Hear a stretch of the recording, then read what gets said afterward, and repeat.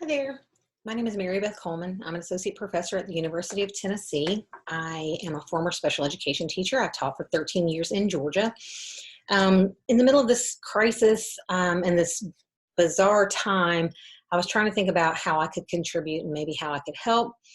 I'm working with some teachers on maybe coming up with ideas for them, but I keep seeing all these memes about parents and how frustrated they are in trying to work with their kids at home. And so I was thinking, well, what might I be able to do? What do I do? I teach people how to teach. So I'm gonna talk about really using something called prompts in a couple of different ways that I think might help decrease frustration and just give parents a little more a way to use things consistently. What you're already doing, you're already using prompts. I'm just going to talk about how to use those a little bit more consistently and why I think they are important. I talk way too much, so this is my second time through. I'm going to try to not talk so much this time and just give you the how to do it. I put this together very quickly. This is not a professional video by any means. This is me on a Sunday throwing it together. Some of my students might tell you that's how I always seem, even when I spend a lot of time doing things. So again, this is just me throwing some ideas out there that I think might be beneficial. Here are the reasons. I already said that. The big thing I want to say here is this is my disclaimer. When I teach these to teachers, I want them to use them with fidelity. I want them to learn them well, practice them a lot, be able to use them to take data for accountability. But for parents, I just want to give you a couple of tools, things that I think might help when you are working with your kids at home. So I have a link that I have a folder, a OneDrive folder with a really long link, but here's the short version, tinyurl.com/mbc-COVID-19. And I have data sheets, a PDF of this PowerPoint, and I'm going to put a few other little things in there that I think that are related, that I think would be beneficial. I am not going to go through this whole slide, but the big thing is I'm focusing on two strategies. You probably are already using prompts. You're getting your kids you're helping provide your children with some support to complete things they're doing. What I'm going to talk about is really just doing that and doing it in a little bit more systematic way. My colleagues in general education call this scaffolding, and special ed we call it prompting. And we just promote doing it a little bit more systematically, just because it helps with structure, it helps with consistency, it helps with kids being learning more efficiently. So the two things all the things I'm talking about, but I'm going to talk specifically about two strategies, and they're considered nearly errorless because the kids always have the opportunity to get correct answers or to perform a step correctly. Anyway, let me just move on. I am going to talk about two different types of tasks. And when I'm on my Mac, I have to move the little window around, or it's over the PowerPoint. Basically, you can use what I'm going to talk about to teach a lot of things. And I'm going to talk about chain tasks and discrete tasks. Chain tasks are just things that take more than one step to complete. So writing a paragraph, washing your hands, doing long division. Discrete tasks, these are one-step things like having kids do coin recognition, letter sound, number recognition, reading sight words. So it's a one-step task. It's something that they usually we think of these for like academics. When I'm going to first talk about chain tasks, and the one thing that's really important to think about is when you do a chain task, multi-step task, before you teach it, you need to break it down.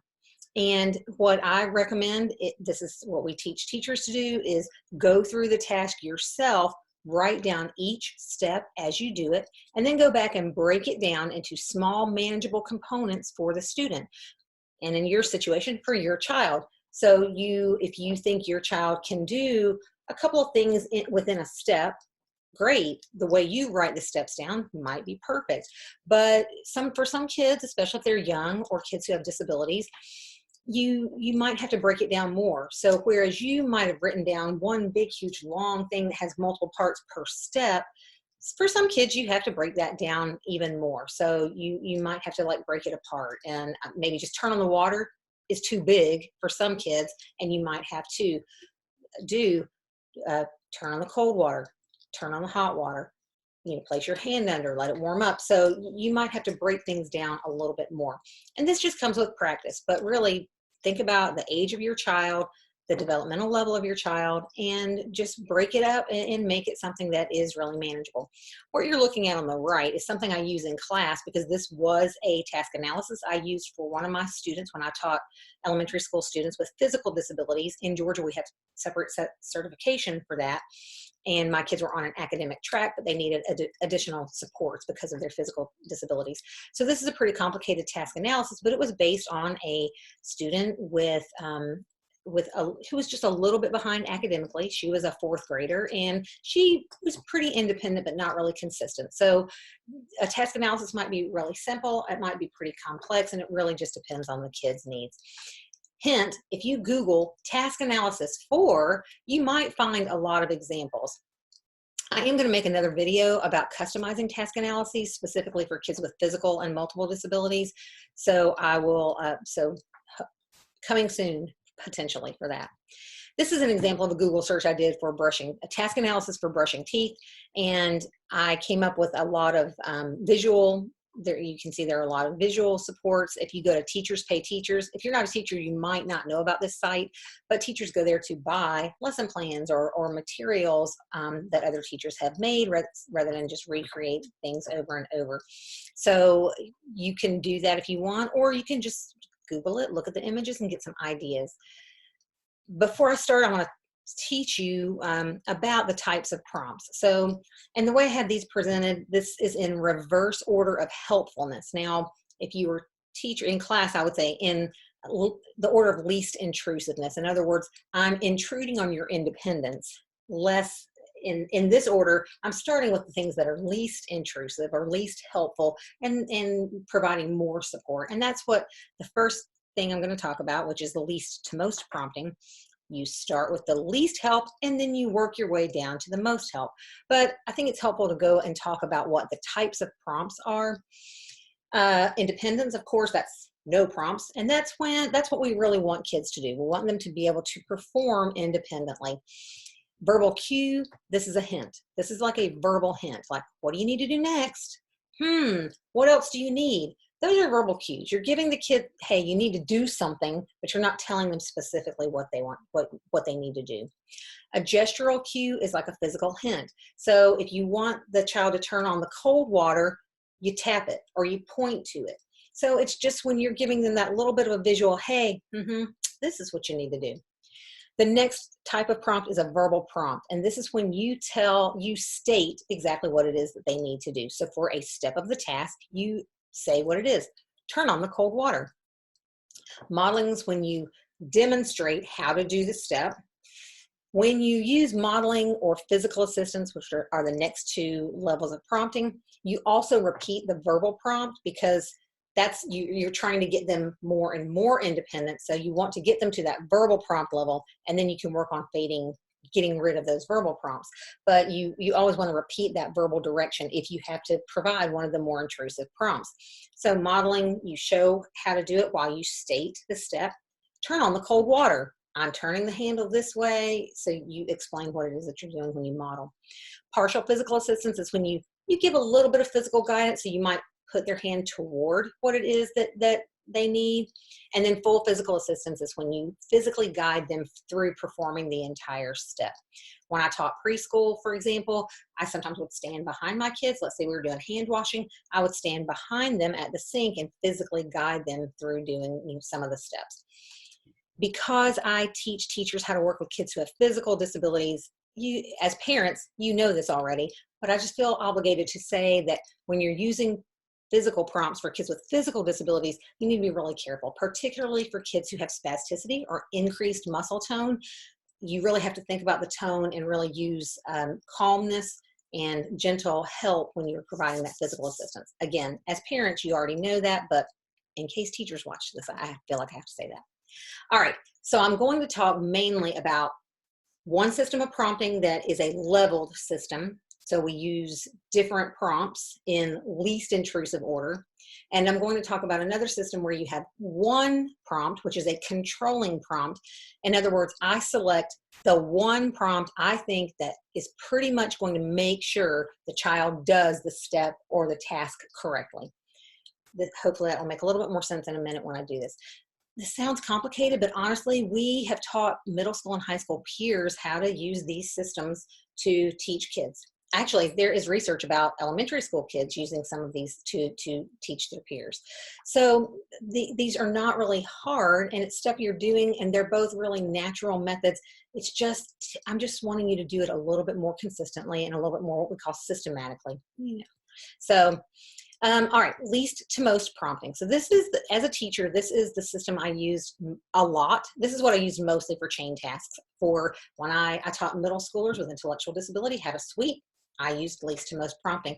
I taught my middle schoolers how to punch a time clock. For job skills, I did that with least to most prompting. I also did that for teaching laundry skills. So anything that is a chained task. I've also taught elementary school kids how to do math, multi-step math problems with least to most prompting. So this is something that you can teach a variety of things with, but usually chain tasks. What's really, really important is that the child always has the opportunity to do the step correctly. Even if you provide help, they do it correctly. Part of the reason that these systems work is because you are emphasizing the correct performance, so it's errorless. It also helps decrease frustration. It helps, it keeps the teacher or you in this situation from like fussing about the student not doing it correctly. It helps build self-esteem. So you want to make sure that you are praising the child, or that they're getting some kind of reinforcer. If this was an applied behavior analysis class, I would go all into naturally occurring. But for now, I'm just going to talk about verbal praise. Make sure that they understand when they do it correctly, even with help, they get praised for doing it correctly. The other thing that's really important here is don't try to do all of these steps. Don't try to do a verbal cue and then a gestural cue and then a verbal prompt and modeling. Don't do all that. Pick 2 or 3, whichever 3 types of prompts you think will be most effective for your child, and use those. If you try to do all of them, that would be very inefficient. So you really just want to pick what you think is going to get the job done with the least amount of assistance, and then medium assistance, and then maybe the controlling prompt, what is going to get the correct response, and that you might pick those 3 levels, and that would be it. So when you teach with this method, you have your task analysis. So you're doing this for every single step. And for each step, you provide a few seconds for the child to start the step. So let's say I'm teaching hand washing. I say to the student, I give the task request, wash your hands. And I wait to see if the child reaches to turn on the water. If she doesn't, I might give a verbal cue. So then I start going down through the list of prompts. And I have an example on the next slide coming up. So if they don't respond, or if they start doing the wrong step, I might interrupt and provide that prompt. And then if they still don't, I go to the next more intrusive or more helpful prompt. And I continue that until the step is correct. And then I make sure to provide specific reinforcement. So great job, you turned on the water. Now you're ready for the next thing. So again, just kind of stating what it is that they did. It's really, really important. Again, I can't emphasize enough how important using reinforcement and not negative. Don't do any kind of punishment. Don't say, oh, you didn't do that right. That's not the purpose. The purpose here is for them to do it correctly, get the reinforcement for doing it correctly, because that helps with the learning. All right, so what does it look like? When I use the system of least prompts or least to most prompting, this is an example of what it might look like.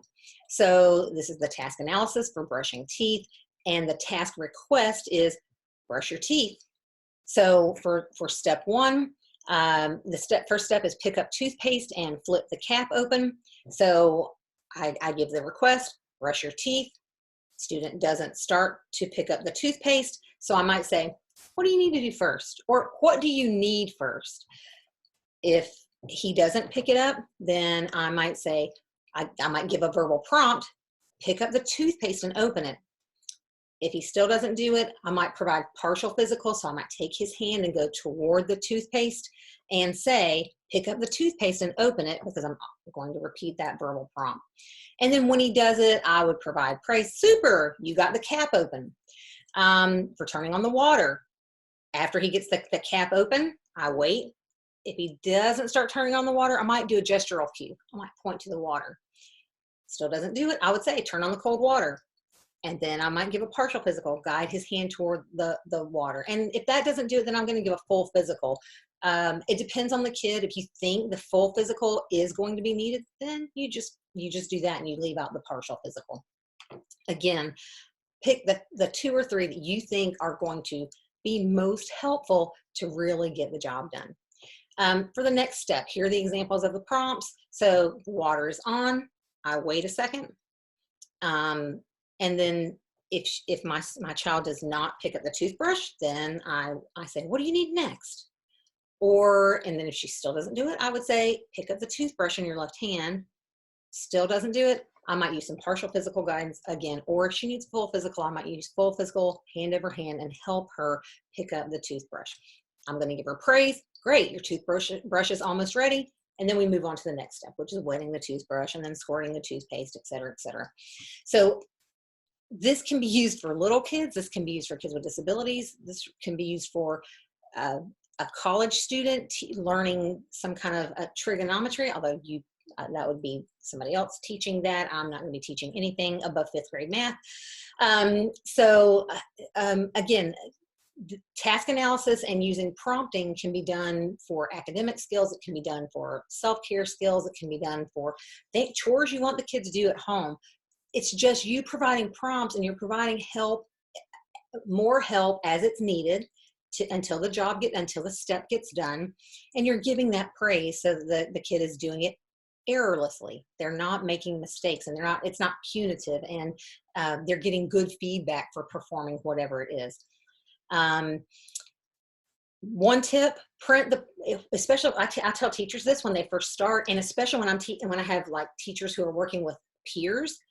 Print out a sheet that has the prompts on it, or maybe jot down some ideas for what you think you might say for a verbal cue, or how you might provide partial physical assistance, and just keep that next to you as you're teaching. It would help you be a little bit more consistent. But you could at least print this key, which is on my data sheet that I have included for you.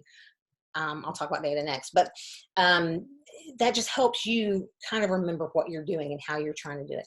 And parents, if you don't do it always in the right order, that's okay. Now teachers, I would say, yeah, I want you to learn how to do and practice how to do this consistently. But for parents, I think if you can just use this a little bit, it will help reduce frustration for you and your child when you're trying to get your child to do different things. Here's a teacher example. I'm not really going to spend time on this, but here's the big pictures. I wanted you to be able to see data collection. This is what a data sheet might look like. There, again, Google it. You will find least prompts data sheets. You'll find a variety of different ways. This is almost exactly what I used in my classroom. And this is a task analysis that I used for one of my students. But really and truly, parents during a pandemic, I don't think it's really important for you to take data. Teachers during the regular school year, yeah, I'm going to say it's essential, because you want to be able to track progress, and you would track progress and see how much more independent the child is becoming.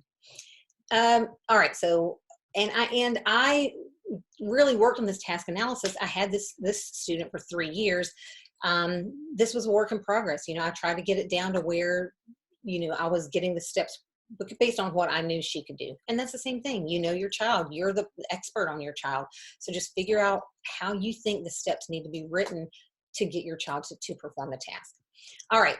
There's something called most to least prompting. Now, most to least prompting works sort of the same way, except for when you start teaching with most to least prompting, you start with the controlling prompt. You start with the maximum assistance.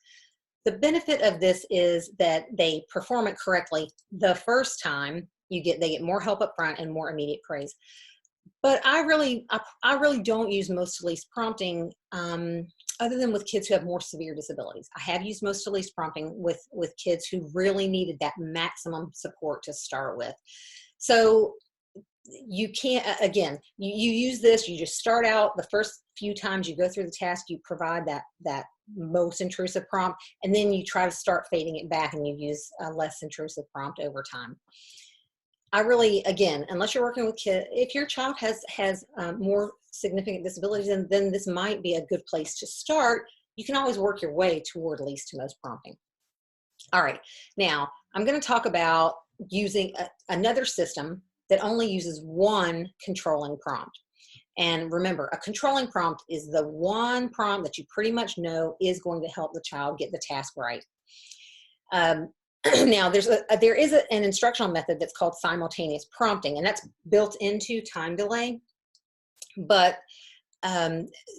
teaching with that, you use simultaneous prompting, and then you have to assess later on. You have to assess separately.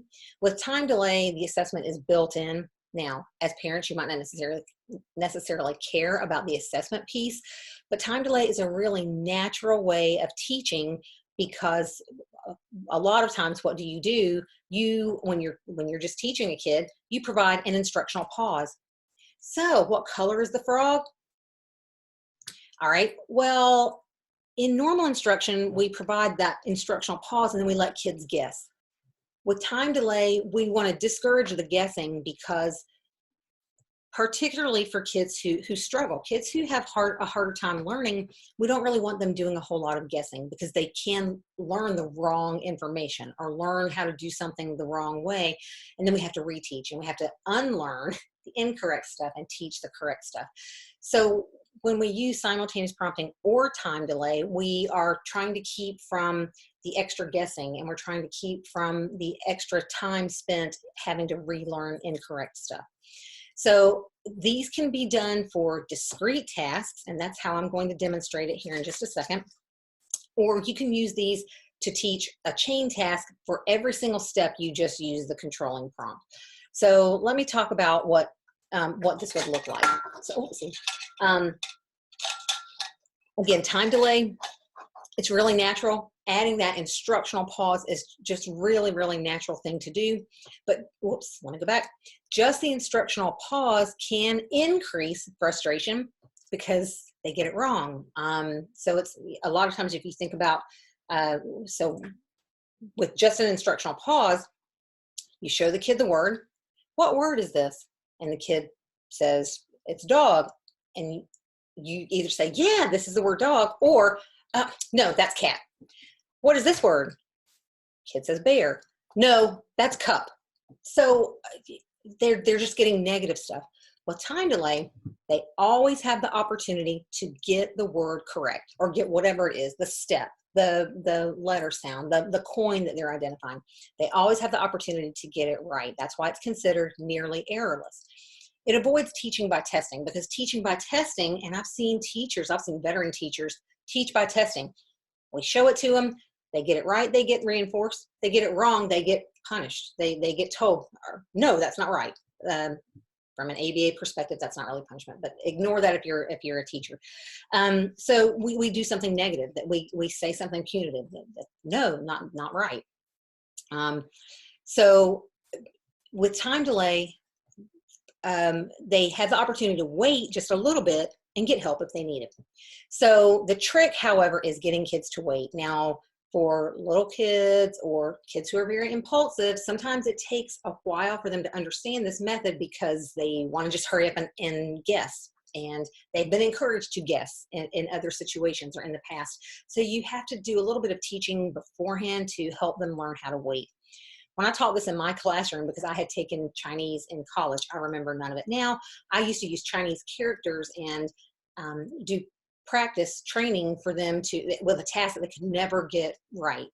You don't really need to go through all that at home to use this, but you just really need to make sure they understand that if they wait, they're going to get a little bit of help, and and then they can get it right. So you can get it right every single time. That's what I want you to do. Unless you are 100% sure, I want you to hold off, let me help you, and you can get it right. Now, if you know it, I want you to say it. But if you don't know it 100% sure, then wait and let me help you.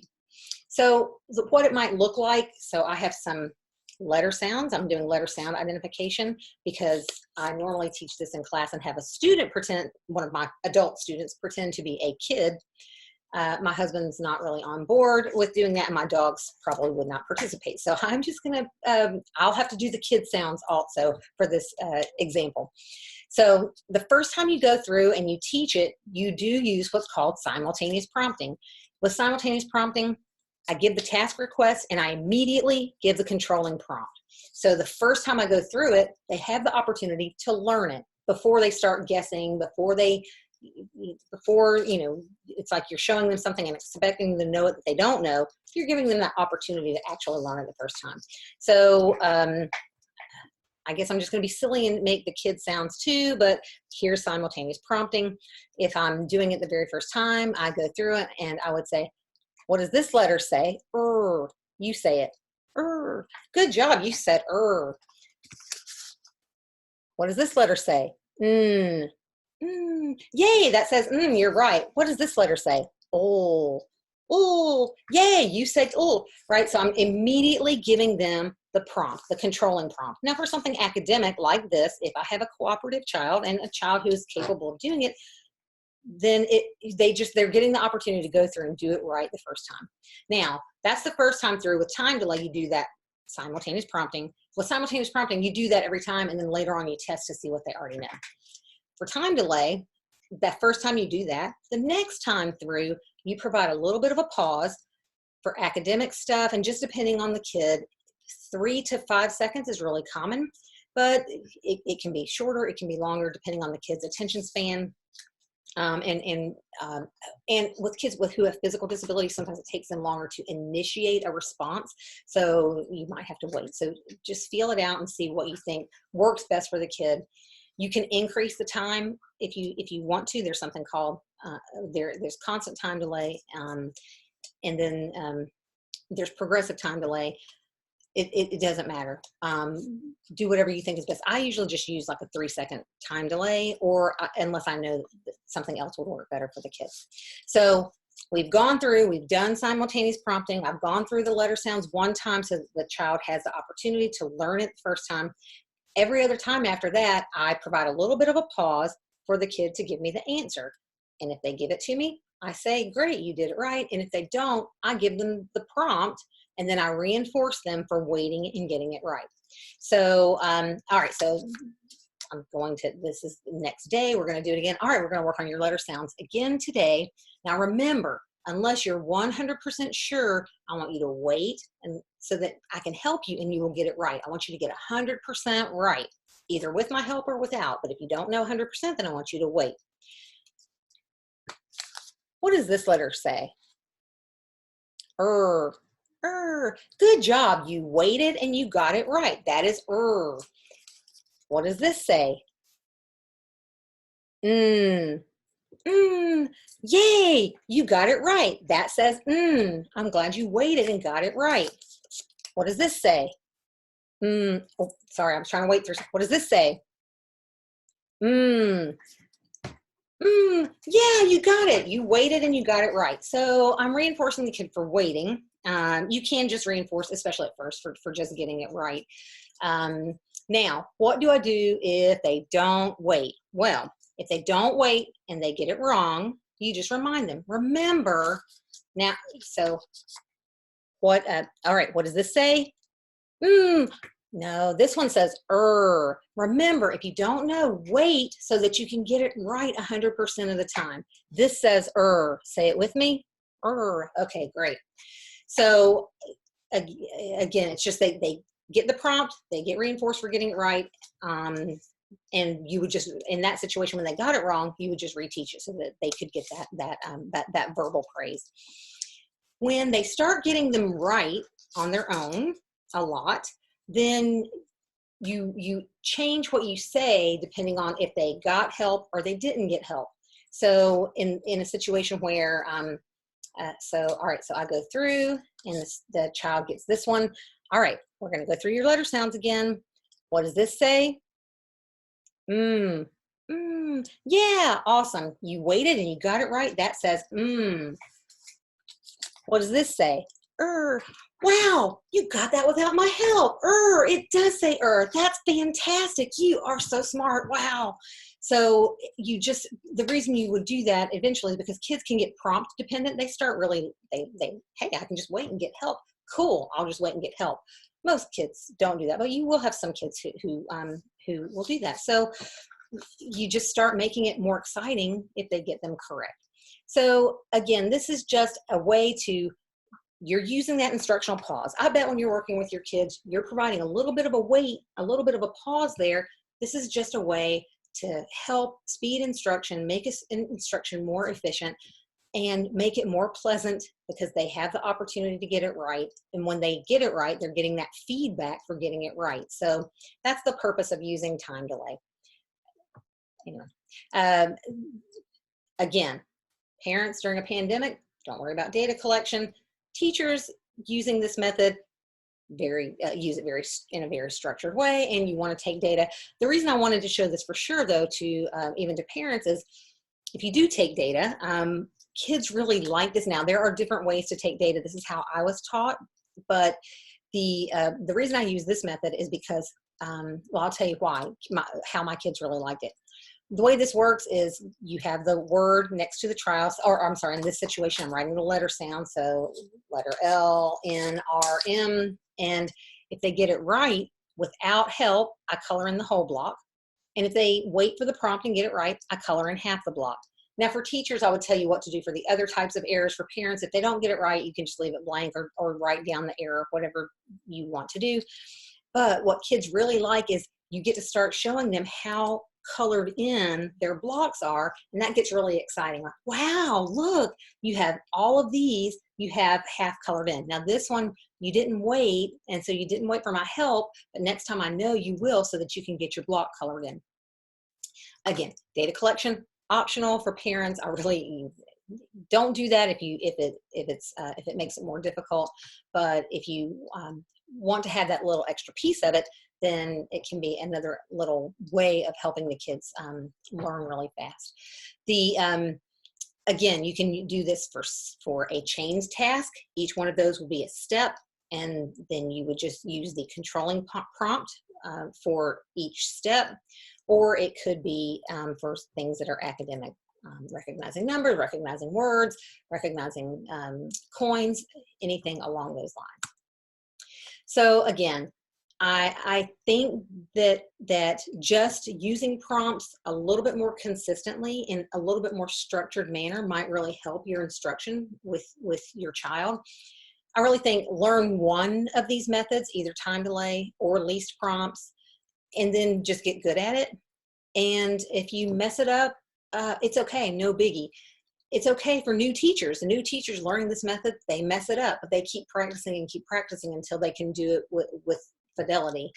And but you know what?